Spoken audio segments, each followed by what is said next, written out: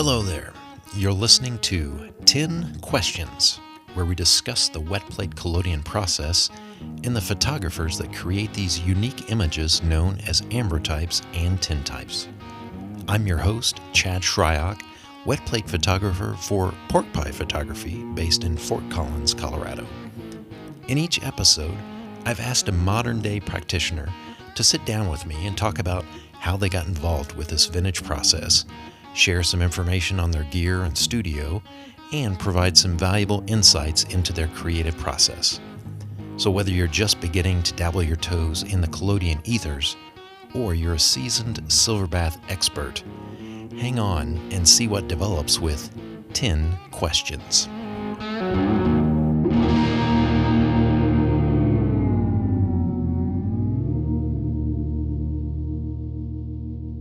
In this episode, I've asked a tintypist who's known for capturing images in and around the battlefields scattered around the United States. Yes, I'm talking about the War for Southern Independence, or the Great Rebellion, depending on which side of the Mason-Dixon line you sit on. This artist is no farb when it comes to fitting in with the many Civil War reenactors that she photographs. Based in Charleston, South Carolina, I'd like to welcome Christine Eadie to 10 Questions. Hi, Christine. Hi, thanks for having me. Great. I'm glad to have you on the show, and hopefully I said that introduction correctly. You know, it's been a while since I've read Confederates in the Attic. Oh, okay. Yeah, I've heard about the book. I've seen bits of it. I haven't actually read that book. But yeah, it made me smile to hear It's the definitely for introduction. the hardcore folks that are into reenacting. So hey, I read through your website and I hmm learned that you were born in Sydney, Australia, which I can tell now from talking to you. Yes. You also attended art school in Greece for a couple of years, where you hmm studied drawing and painting. Right.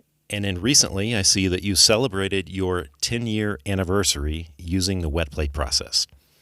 Yes. I don't know where all the years went. So tell us how you discovered the aesthetic of wet plate and what really got you into this process. I'm trying to think back. Well, initially, I was always kind of interested in photography, growing up and using film cameras. And later, when I moved to the United States, I got into photography more professionally and was working doing wedding photography, portraiture, that kind of thing. Okay. And I did that for, I don't know, 7 or 8 years. And I had reached a point where I got burnt out on weddings because it's very stressful. It takes a lot out of you, even physically, just being on your feet, all day. And I don't do photography full time, and I never have. I have a day job. So I was working two jobs, and the money was good, but I reached a point where I was burnt out. So I took a break, as a lot of photographers take breaks to figure out what I want to do. And after a few months, I just felt the pull to do something. So I had done some research into wet plate after seeing a lot of images that a guy I was working with had a collection of mainly daguerreotypes, but some tintypes. And I was fascinated with them, just seeing them, holding them in my hand was my first experience with them. Okay. And Had you I had you asked been him, shooting a lot of film prior to that? I mean, you were used yeah, to physical media. yes, Okay. I um, set up a dark room in my house. I, I guess it was maybe 5 years or so before I got into wet plate. I was shooting film and um, making prints, which is a whole different thing. And learning how to make prints was very interesting. And I guess I didn't really think about wet plate though until I quit digital photography. I said, I'm not doing any more of this. I was just at my wit's end. and decided to research. I had researched a while back, but I found a few websites of different people teaching the process, but they were so far away.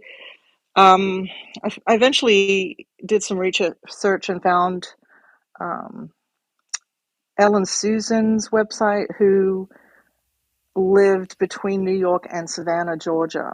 And I thought, okay, well, she had taught a workshop a few years prior. So I just emailed her and said, hey, would you teach me the process? Anyway, she ended up putting together a workshop a few months later, and I went to that, and um, it was everything I expected. And I was like, wow, this is a lot of fun. I really was so excited. I remember pouring my first plate, and she had to tell me to stop shaking. I was literally shaking with excitement. And she's like, you're gonna, you know, why are you shaking so much? So um, she was good. She taught some good techniques, and uh, it was an intro workshop, so I didn't really get what I felt like was enough. So I left that workshop and I said, okay, I need to learn more. And I bought every manual there was. Okay. Um, and did a bunch of research, and I figured I have to get into this. How do I get all the gear? You know, I looked into pricing things and decided to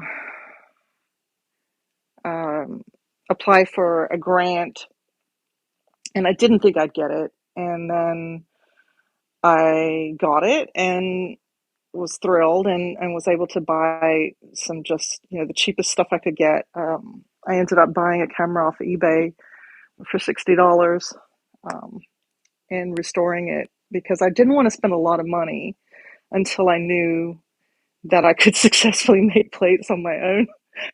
Because, I think a lot of people they get excited and they want to buy the cool camera, and they're drawn to the process with the cameras, and I was kind of like the opposite. I said, no, let me see if I can do this first, and then I'll. So I used that Ansco, that cheap camera it was from World War II or something, Okay. and it had ugly green paint all over it, and no one wanted it, and the back was missing. So I picked it up for $60 and restored it. Scraped all the paint off and got it back. Reducing back from another camera and cut it down to fit, and so I did a lot of work on that, and it took a few months to get everything together, and then to learn the process that way. What were some of those early manuals that you used to get familiar with the process? Oh, I got Kafka's manual. Okay. I got That's a popular one. Mark Osterman's, and I got Quinn Jacobson's. I hope I said his name right. And then later on, I got a few others. I downloaded the Silver Sunbeam and printed it. So I had that one. So each one has different things, I think. Like, if you can read them all, that's great, because you're going to learn something. I don't think you're wasting any money or anything by getting as much information as you can. Yeah, I would say that those are probably, for folks that are looking to really dig into the process, those are probably the top 3 or 4 manuals. Mhm. I do have a copy, like a reprint of the Silver Sunbeam. I guess the way that I learned the process was through a book from Christopher James called The Book of Alternative Photographic Processes. And, there was kind of a Mhm. lengthy chapter just devoted to wet plate, but it was kind of eye-opening to see all of these other things that were out there as well. I kind of did playing some around with some cyanotypes and things like that early on, and um, Yeah, it's kind I of did a fun. class in cyanotypes. Unfortunately, the instructor really didn't know what she was doing. So, but we messed around with digital negatives and making prints. Um, so that was fun. And I was making digital negatives. This was before I got into wet plate. Yeah, it's all fun. I think even after I learned wet plate, I took another workshop in daguerreotypes at the George Eastman Museum. That was interesting. Like, I would love to live closer so I could take more classes. There's just not a lot of people where I live who are teaching these processes, and it's so far to travel. Yeah, that's on my list to go to the museum there in Rochester sometime to check that Uh, out. I loved it. I just loved it because I forget who it was. Someone, maybe it was Coffer. He told me if you go up there, check um, ahead. If you ask them ahead, an email to have access to the archives, they will take you to the archives if they're expecting you. And I had the full tour. I was down there for like 4 or 5 hours just looking through plates, and it was, it's like I died and went to heaven. It was wonderful. Nice. Yeah. What else do you remember about that first plate other than all of the shaking? Do you still have it? I mean, Yes, yes, I have some of them. We shot a bunch of plates that weekend, and I my daughter came out, and I took her picture at the workshop, and one of the other photographers that was there, we're still, friendly on social media, and we've had lunch a couple of times. Nice guy, and it was a good experience. What else do I remember? I just remember being in awe of her wonderful camera, and she had a vintage camera, and she had huge. I don't know how big it was. It was pretty big, and she had a tripod, a vintage tripod with the crank. And I said, ah, "Oh man, I yes, would love one of those." And I just got one. I don't know how long ago, last year or something. I found one, and so that kind of has come true. Like, that was a dream. I wanted one of those. And she nice. has a whole shelf of lenses, and I don't know. I don't have that many lenses, but she had some nice stuff. So I remember that. Yeah, the few folks that I've been around, I suffer from a little bit of lens envy. Um, if you really want to get hit hard with it, go to the Penumbra Foundation there in New York and Mm, talk to Jeffrey Berliner, who yeah, has quite the collection of everything there. So, yeah. It seems like everyone has more lenses than I do. There's a fellow I'm friends with on Instagram, and I don't think we've met in person, but he just collects daguerreotypes and things like that. And he recently did a post of he's got an entire room that he's dedicated to his collection, and he has like a wall of cameras and lenses. And I just said, "Geez," you know, um, envious. I wish I had all that, but I just don't. I have a couple that I use, and that's pretty much it. yep. We'll Yeah. talk about gear here in a little bit. I want to, excuse me, focus on style. I'm most familiar with your reenactment portraiture that you do. Is that your primary genre these days, or do you do other things in addition to that? Well, it kind of became the focus there. So I started the process in 2013, and after about a year of playing around in the studio, and I had no intention of getting back into doing this, doing photography for money, or, portraits. I just thought, I'm just going to do this for fun. And some of my friends started seeing my pictures, and they said, "Well, I would love you to make my portrait. I'll pay you." And I'm like, "Ugh." And I couldn't say no. And one of them said she had been to a reenactment, um, and I should check that out. And I didn't even know what a reenactment was. Ah, okay. I'm from Australia. We don't, you know, I didn't go to school here. I know somewhat about, I know the history from movies, and I didn't know much. So I was really surprised that they even were having reenactments. But she explained what they were, and I said, okay, well, I'll reach out to someone and see if I can go to one. But it was pretty hard. I'll be honest, I was really curious how you decided to focus in on that period of time It kind of from happened. American history, you know? Well, that's good It that you kind had of some happened. friends that kind of pointed you to that direction. I mean, Yeah. Well, it kind of happened. She suggested it. I reached out to several. I first, I Googled to try to find somewhere to go, and no one was really answering my emails. And then I tried Facebook, and I reached out to a reenactor who had a picture. He had a picture as a reenactor, and I said, okay. And just I guess he answered and said, yeah, we're having one this weekend. Come on out. I said, okay. Well, I'm just gonna practice. I just want to.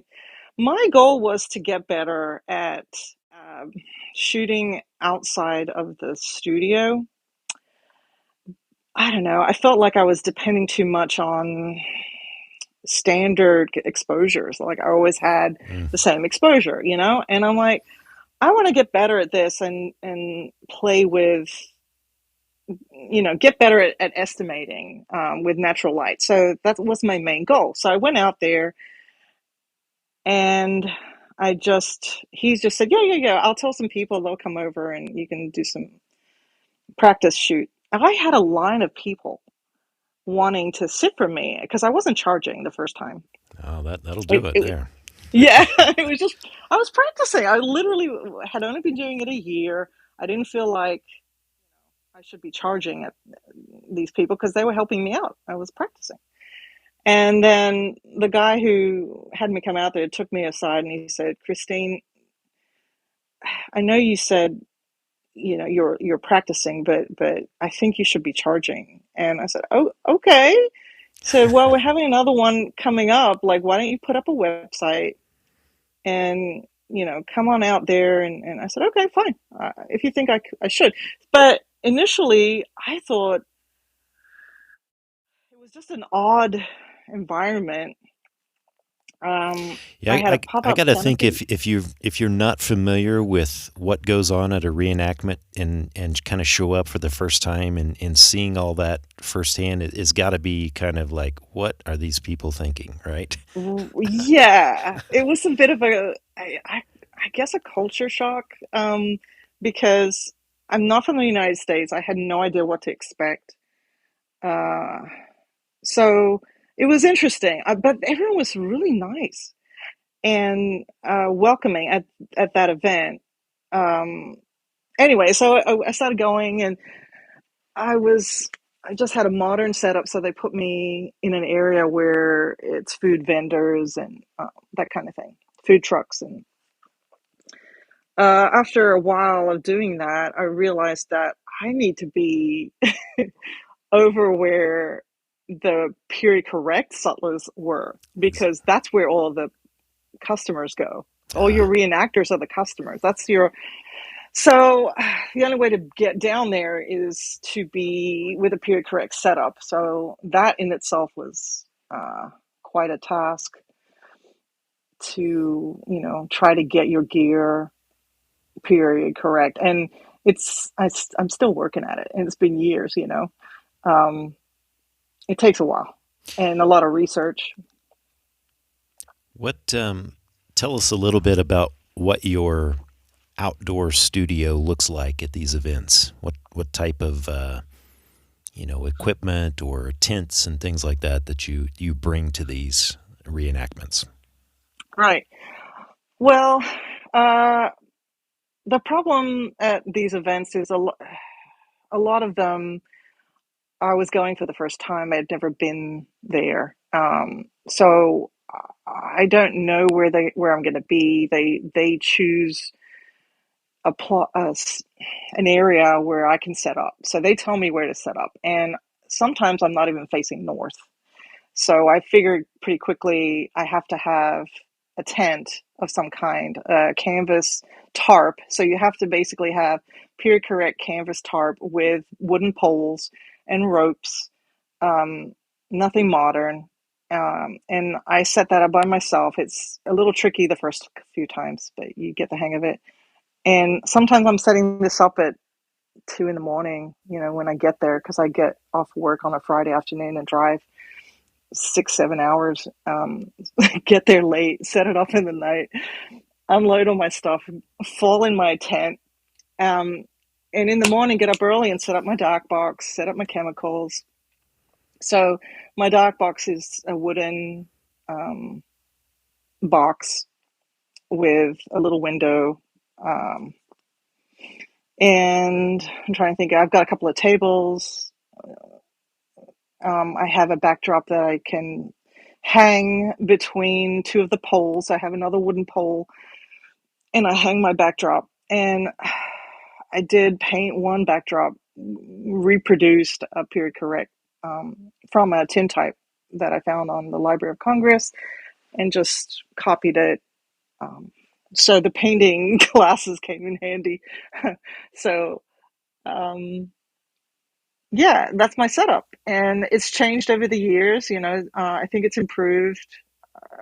I'd like to say it's improved. I'm a little bit of a perfectionist, and I try to get it better. And every year, just add things and made little labels from my bottles, copied some old labels from the period, and stuff like that. Just little details. Yeah. And it sounds like originally you had gotten into that because you were looking to really learn more about the process and kind of challenge yourself under those different, I guess, circumstances that you're going to be shooting in. I guess what are some of the things that maybe you learned early on as far as shooting out of doors and Oh wow. having to deal with temperature and rain and all that kind of stuff? Yeah, lots of adventures. So yeah, I made every mistake there was to make, and um, you know, you have to deal not only with the temperature um, changing. Oftentimes, you've got the pollen. You've got it might be a misty rain falling, and you've got even like misty rain falling on collodion. You've got um, insects. We're in the south. Yep. I can't tell you how many times I've had to make sure that I have my dark cloth covering the dark box, so that flies won't go in there because they'll just gather in there.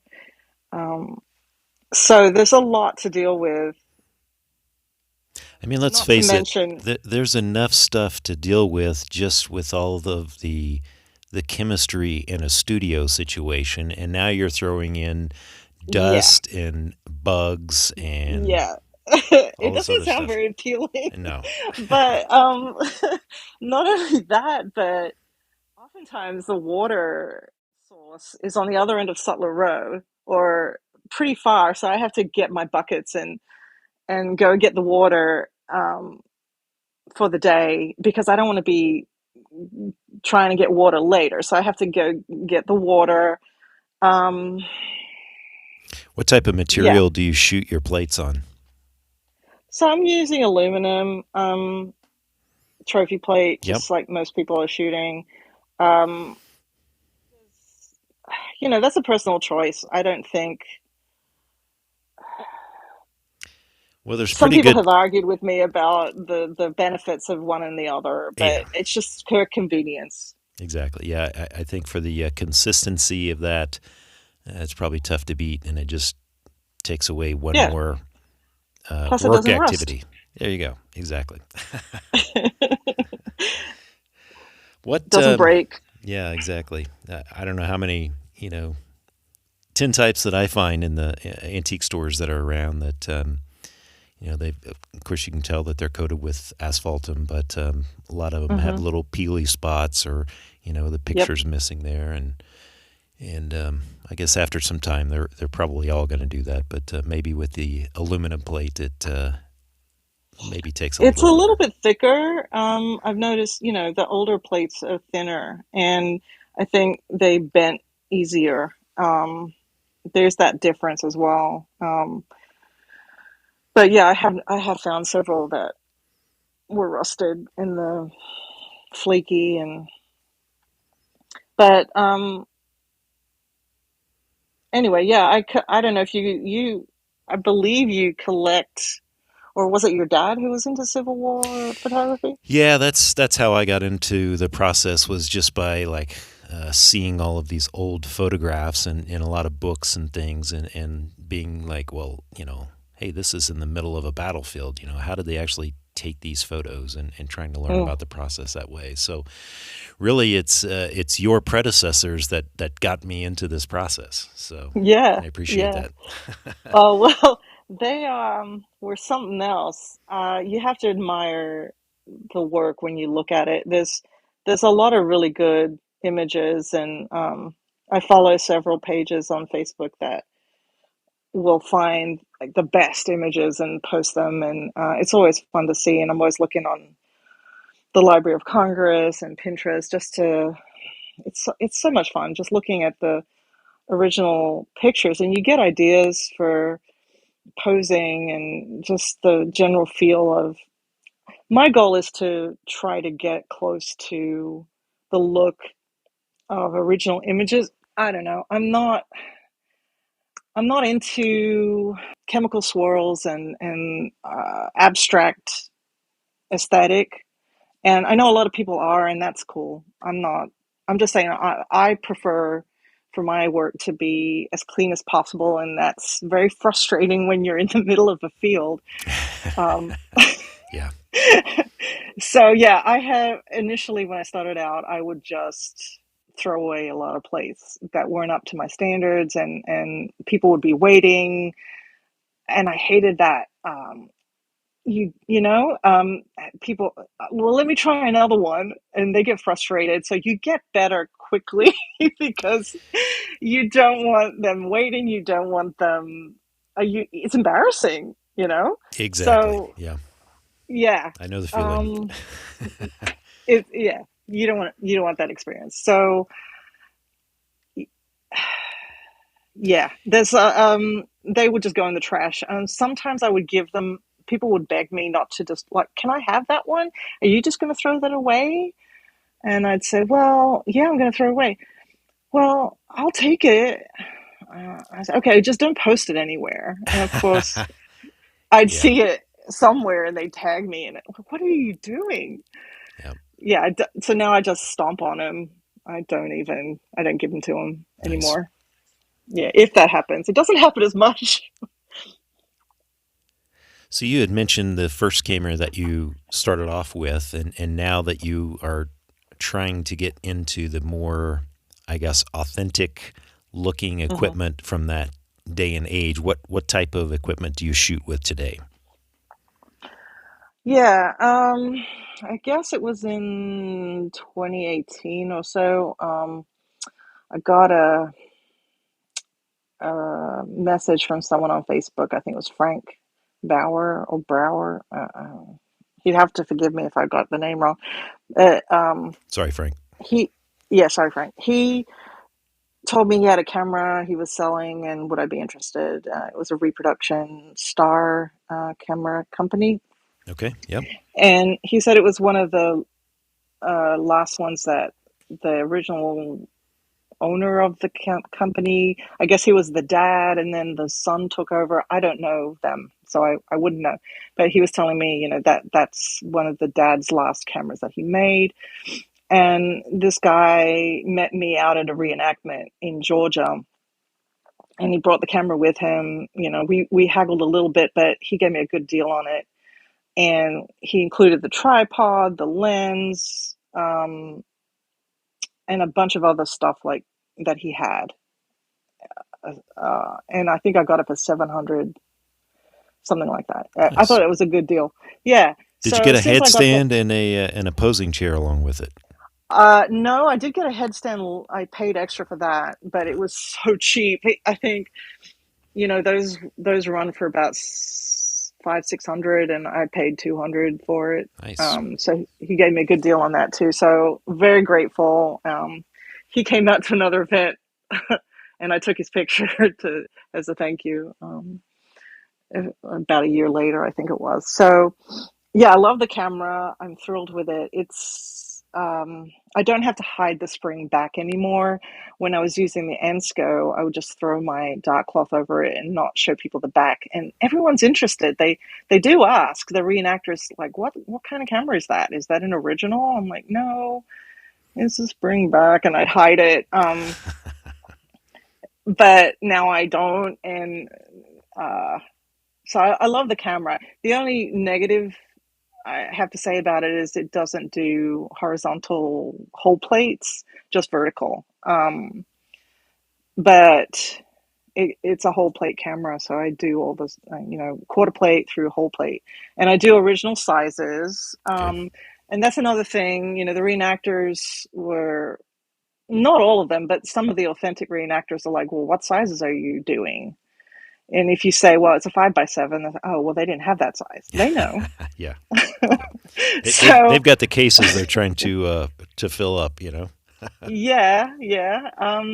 They're very knowledgeable, and that's a cool thing too, because I did the whole art venue circuit, art events, and people at those events, a lot of them don't really know what you're doing, and you have to explain what you're doing. And I'm not good at selling. I would really be bad at as a salesperson.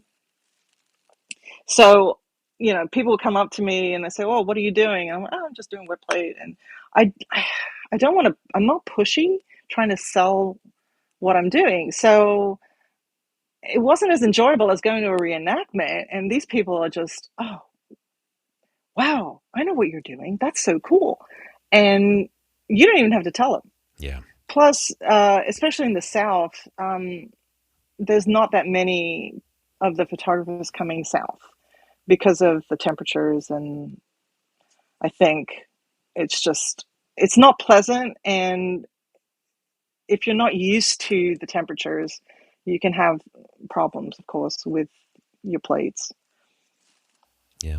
Well, one of the things I found, you mentioning the dark cloth in the back of the camera, there's a lot of folks that associate those old looking cameras with that it has to have that cloth over the back of it for some reason. I think just from Hmm. movies and things like that, they expect to see that for whatever reason. And I'm like, well, if Yeah, I'm inside, I don't need that dark cloth. right, right. Well, right, exactly. You don't. I didn't think about that. Yeah, you don't need it inside, but I definitely need it, and it's hard to see out there in the middle of the day. I have an umbrella that I made on a stand, that sometimes I have to put that over my camera because it's just so hot. Again, in the middle of a field all day, all weekend. And so I put the umbrella over it just to have some shade, so I can see better too. Sure. What would you Yeah. say is the oldest piece of equipment that you use on a regular basis? Do you have any antiques that you found that? Equipment? Yeah. Well, I have a couple of my lenses are from the 1870s. Around there. It's hard to pinpoint, those are originals, but other than that, I mean, the other things I use are reproductions. Um, I don't think I would take an original camera out there. I mean, I've dropped my camera a couple of times. Oh, The wind will pick up or something. Yeah, it just happened a few months ago, and I have to repair my tripod. It's still cracked. Um, it happens. So I don't think I'd want to take a very nice antique camera out there. yeah, I guess especially being around a lot of people, there's always an opportunity for somebody to bump something as well, and Yeah, that yeah, kind I of had a stuff horse happens. knock one over once. I'm not kidding. The horse was on a line. I was camped actually. I wasn't set up on Sutler Row. I was camped with some people, and I was going to make some plates, and I had my Anyway, the horse backed down the line and kicked it, and it knocked it over. And they were mortified. And I said, "Well, we'll pay to get it fixed." So it's nothing. It just came undone, and I just had to. The back came off. It wasn't a big deal, Yeah. but you have to expect that kind of stuff. It's battlefield photography, literally. Exactly. Yeah. Hmm. So I'm going to ask this next question a little bit different than normal that I've asked some of my other guests, and is if you had the chance to photograph anyone dead or alive today, who would it Oh, be? I usually focus on the alive part, but is oh there some man. historical figure, maybe from the Civil War, that you, if you had the chance to photograph, that you would take it? Well, that's a good question. I hadn't thought about. I wasn't prepared for that twist Well, because I was you can thinking, go with alive if you want. That's fine. no, I wasn't really. I was going to say, yeah, I can't think of anyone alive. Really, there's a lot of photographers that I really admire their work, and yeah, I would love to meet them. I don't know if I'd want to photograph them, or probably, but I would probably be just in awe, and I don't know, tongue tied, and I would probably never ask them to take their picture. Yeah, I don't know. I can't think of anyone right this second, but yeah, I mean, if you look at the old pictures of um, not only Matthew Brady, of course, everyone would think, well, Matthew Brady because he was the guy, and I don't know. Does everyone know who he is? I think a lot of people do, but not everyone. I Um, guess I think that anyone that's looked at that style of photography from that time period probably knows Matthew Brady, right? And right. recognizes the picture of Abraham Lincoln that was taken and those kind of things. But I don't know how in the just typical person if they're familiar with who that is or not. Yeah. Uh, he. Sure, I'd take his picture. What about that? I love Southworth and Hawes' work, and they were just a wonderful duo who did. I mean, every time I come across a great picture, pre Civil War or during the Civil War, they were just wonderful. And you can look at Roger Fenton, who did work in the 1850s. He went to the Crimean War and just did fabulous portraits out there. Um, so yeah, maybe one of those guys. Okay. Yeah. Hmm. Yeah, just people I look up to. Is there an idea for a series of photographs that you have in mind that you would like to do? Or one thing I noticed, I was looking around on your website, and I saw this photograph that you had done, I think, for the Mask series, and it was these little paper cutouts. Hmm. And I think you mentioned maybe it was your daughter in those photographs. And I just Yeah, thought that was such a cool, creative idea to have all of those positioned in a certain way with a little backdrop to them, and thank you. really, really neat.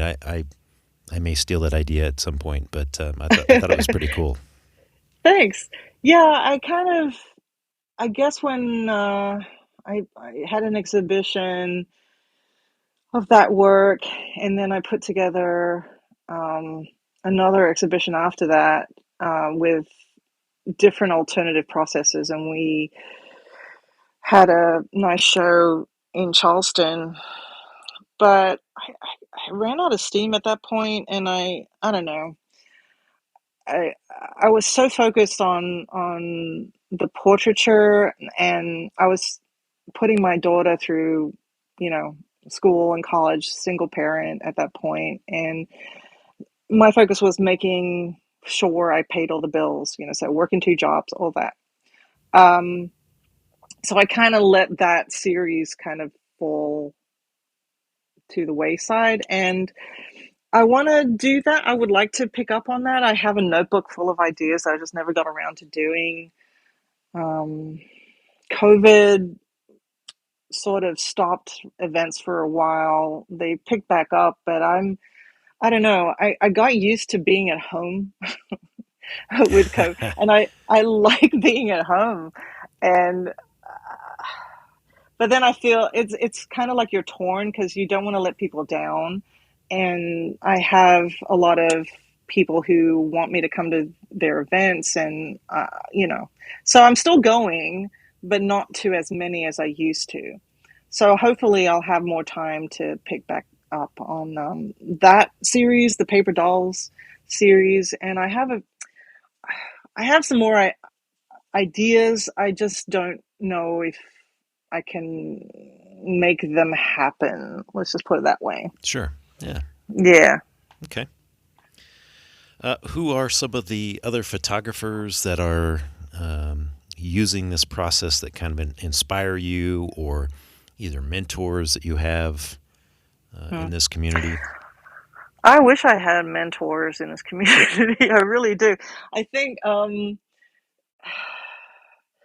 I used to get on when I started out back in 2013. Before I even did wet plate, I was in those, the groups that they have, the Collodion Bastards and other groups, and just seeing what everyone was doing and reading, all that stuff. So I picked up a few useful bits of information from there. But I can't say that there was one person in particular, who was helping. And I kind of am envious of some people who had that relationship, and good for them. That's great. I'm sure it's very helpful to have a go-to person to say, "Hey, how do I do this?"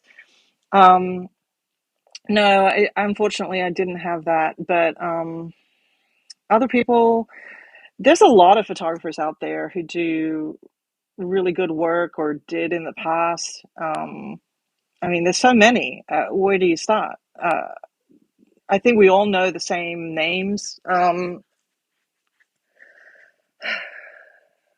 I don't know. I kind of look back. I've stopped looking on the groups a few years ago. I don't know. There's just a lot of bickering on there, and I don't like that. Yeah. So it's kind of, honestly, I wouldn't even be on social media anymore if I wasn't working at events, and it's good for people to see what you're doing.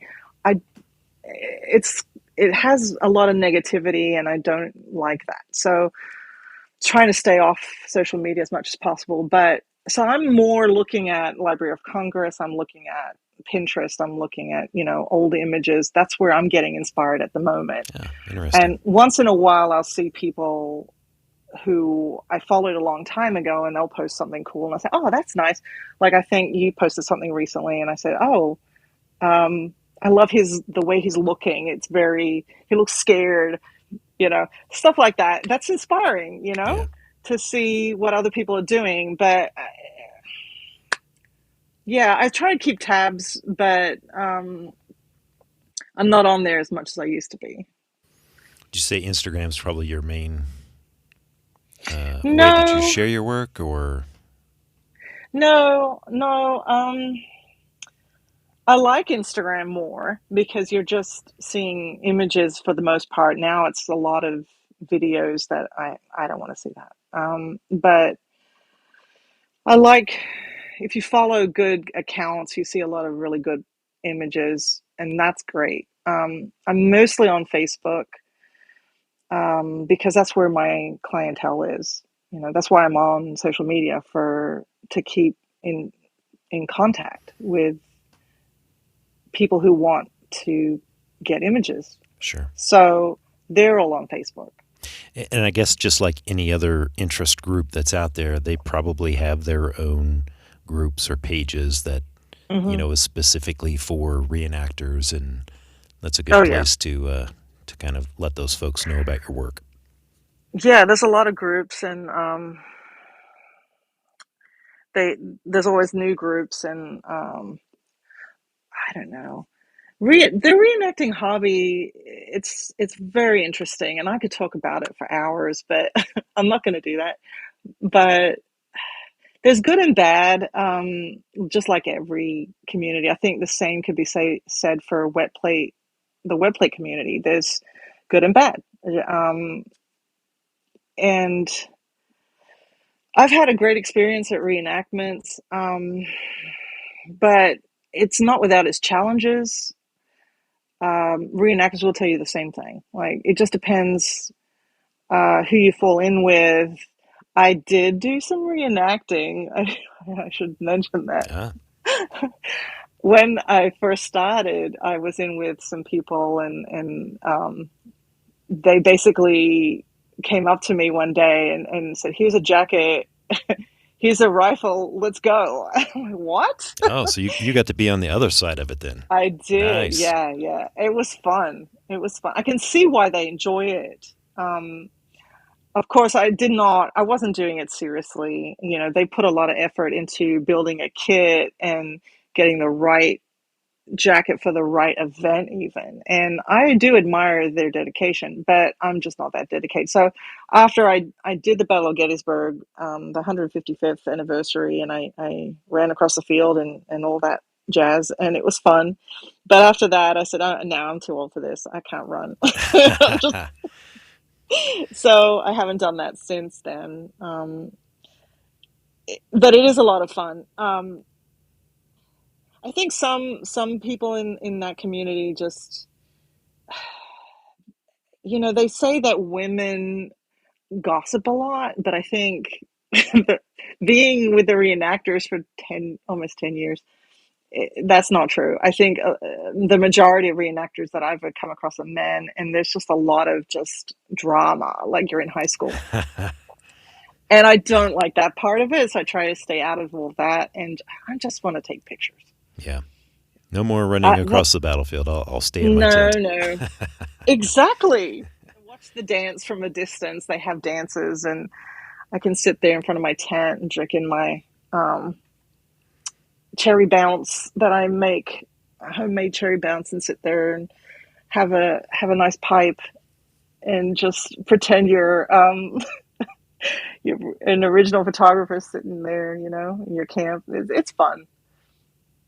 It is fun. I think there's a romantic kind of it's a romantic kind of experience, but it is roughing it at the same time. Um, I don't think my boyfriend came with me a few times, and he didn't realize at first how rustic and roughing it really is.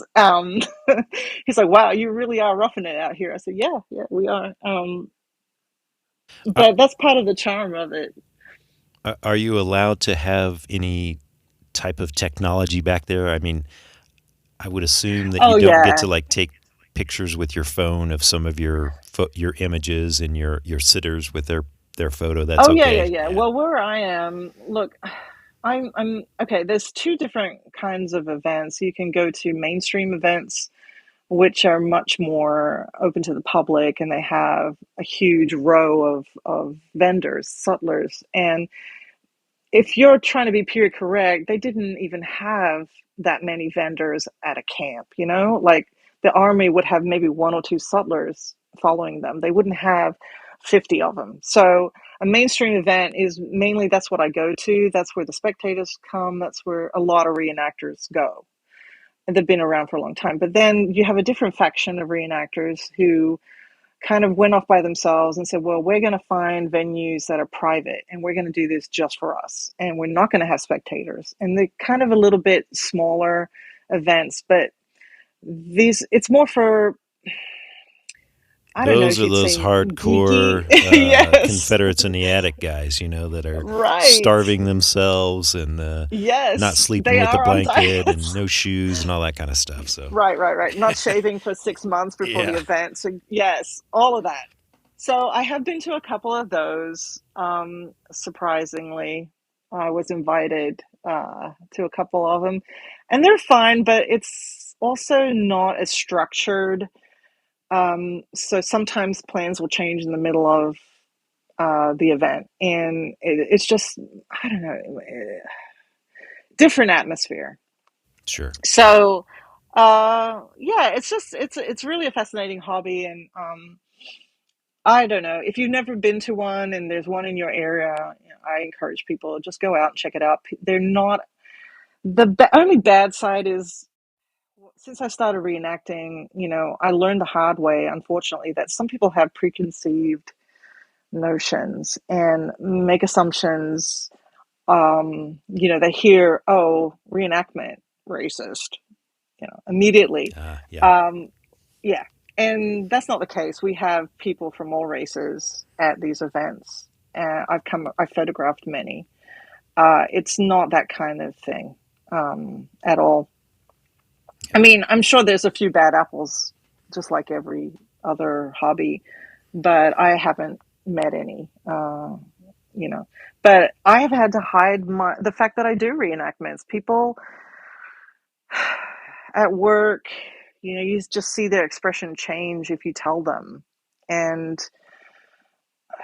unfortunately, yeah, there was some prejudice against me. So I took my photo off my website. I don't even have my full name on there anymore because of that.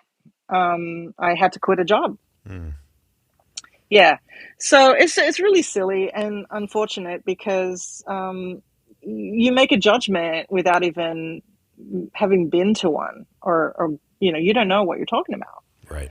So that's unfortunate. So I think they're doing a great job. The reenactors who go out, they have to pay to go. They're not getting paid, so they spend all this money and put on an event and a battle, and they're taking great pains to research, and it's really admirable that they're doing it. They want to educate people, and anyone you go up to, you can talk to them and they'll tell you, answer questions, and you can see their camp, and it's great. A lot of them have a whole day on Friday, which is just for schools, and the schools will go out and they'll put on demonstrations. And again, they're not getting paid for any of that. People think, oh, there's a fee at the gate, so that goes to them. They're getting money for this. No, they're not. That's just to cover, insurance,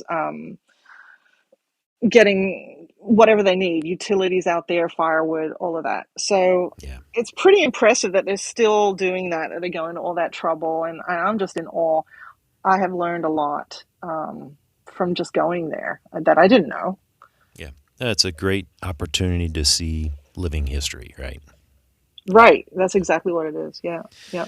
And it's an honor that I have some customers that just keep coming back every year. And some of them I photographed the same family, 5, 6 years in a row, and they keep coming back. And it's a real honor to see the kids growing up. And um, I've made a lot of friends, and even if you see them once a year, it's just like, oh, hey, how you doing? So it's fun in that respect, and I don't really think you get that feeling just going to other events. I didn't personally,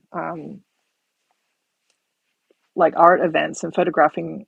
I don't think they appreciate it as much. The reenacting community just loves wet plate photographers. They just love us. I'm not exaggerating. And it doesn't matter.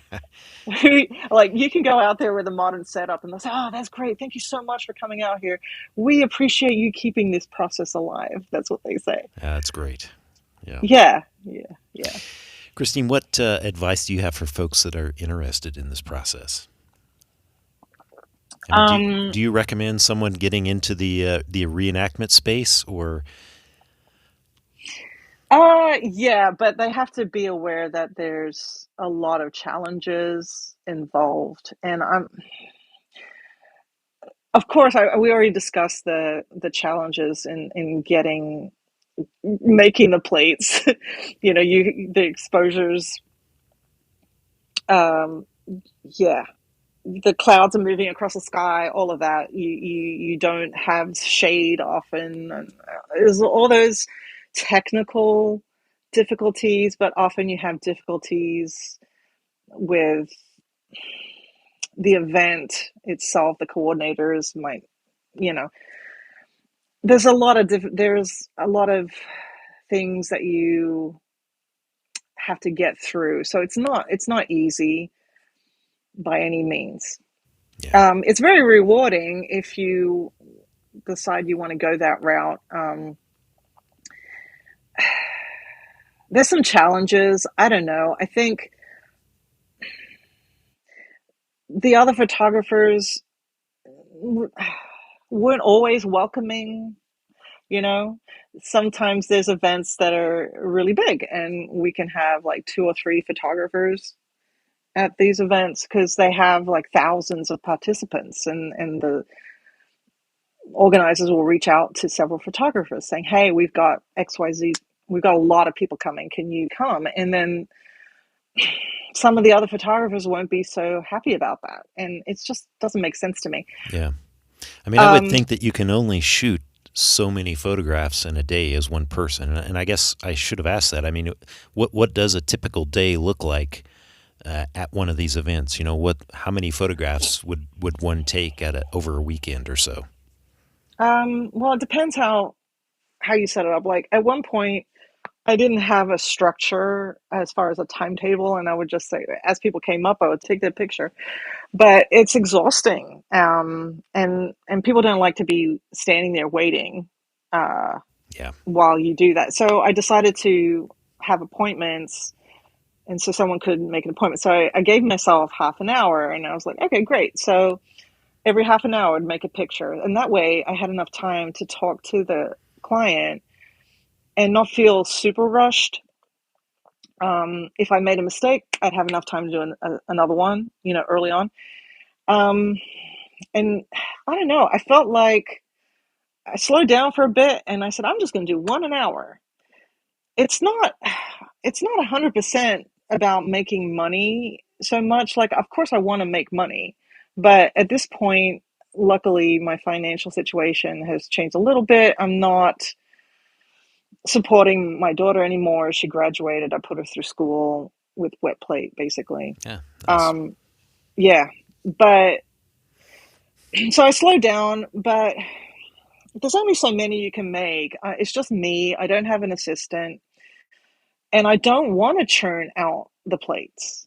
I think that for me personally is not the way I want to make pictures. I want to have time to have a collaboration with the sitter, and they can tell me how they want to be perceived in the image, and do they have an idea. Sometimes they come to me with a historic image and they want to recreate it, or an image of their ancestor, and that's happened a lot. And so it's a collaboration, and if I'm just churning them out and say, okay, sit here in front of this backdrop and I'm just going to take the picture, that's not interesting to anyone. It's not interesting to me, to the viewer, to I don't want to do that. So speed is not the way I want to do it, and the number of pictures is not. That's not my goal. I don't Sure. count how many pictures I've made or any of that. I want to make a good picture and that's going to be heirloom quality, that the client is going to cherish and say, "Oh man, I made this picture when I was 30 and now I'm 70 and they still have it," and then they pass it down. That's what I want. I want that picture to be in their family and passed down. And I always write my name on the back. I write the name of the subjects and I write where it was and the year, um, with a magic marker. It's not fancy, but you have to think for the ancestors, for the descendants, rather, not ancestors, for the Exactly. descendants. Yep. Like who's gonna? That's the goal. I love that. People, I mean, it's spending that time to build that relationship up with your sitter, and I mean, I'll be yeah, honest. One of other than sharing the process with people is just getting to know them, right? right, right. I've had this discussion with a few people. Um, I don't know. I think it all stems down to what works for you. Like personally, it's kind of like I'm not a super extroverted kind of person. I'm pretty introverted, and I like to meet people, but I'm also a little shy. So I think photography worked for me because I got to kind of develop a little relationship for half an hour with someone and get to know them and ask them questions, and they we kind of collaborate, and that's a really cool feeling. And then to make something together, because you can't make a portrait by yourself, you have to have the subject, and if they're participating, it makes it a better picture. So luckily, I'm just, I don't know, luckily I have that ability to kind of make someone feel comfortable and get them to communicate to me what they want. And it's always such a wonderful feeling. Like, anyone who's been doing wet plate for a few years has always had that. We've all had the same experience where the sitter will see their image and they start crying, and then you hug because it's so meaningful to them. And I've never had that happen with a digital photo shoot. I've done a lot of those. I did weddings, portraits. No one ever cried.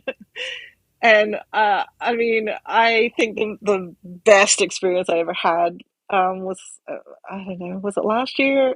I was out in Tennessee, and there was a group of ladies, and they came to me and they said, "Hey, we want to do this picture." And I did the picture, and it was just so wonderful. It came out so clear, and I'm developing the picture, and we were making a video, and I started crying, and they started crying, and they hugged me, and I said, "Oh my God, this is the best picture ever." It sounds so stupid, but it was just really moving, and that's what keeps you doing it, I think. Like, even if you have one of those every few years, it's like, yeah, I got to stay with this. I got to keep doing this. It's kind of like, I guess, a performer on stage when they applaud, you get that rush. And I don't know. I enjoy that. That's great. That's great. Mm-hmm. Christine, as we kind of wrap things up here, what is the best way for people to either see your work or maybe even schedule a photo session with you? Is there some place that they can go to kind of take a look at things? Yeah, I've got a website. It's Charleston tintypist.com. So my website has all my information. So they can email me, call me. I've also got a Facebook page, Charleston Tintypist again. And you can schedule there. I don't do a lot of sessions at home. I have a little home studio in my garage, but right now I'm not really doing those. Maybe I'll pick up again. So yeah, that's the best way to reach me. I do have an Instagram as well. That's Charleston_tintypist. Yeah, but email is probably the best way.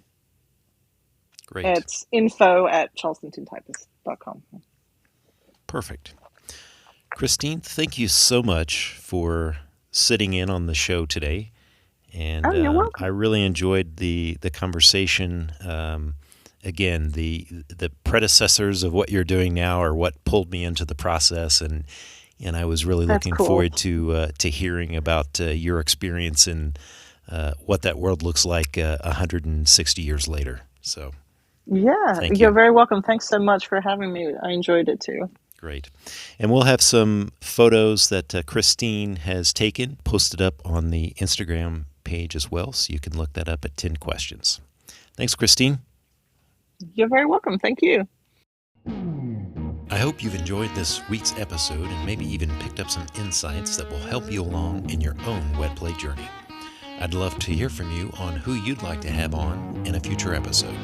So send me a message and follow our Instagram account at 10 Questions with any feedback. Don't forget to hit that subscribe button on your favorite podcast provider. Thanks for listening to me, Chad Shryock, and my expert guests, and I look forward to you joining me again in the coming weeks for a new episode of 10 Questions.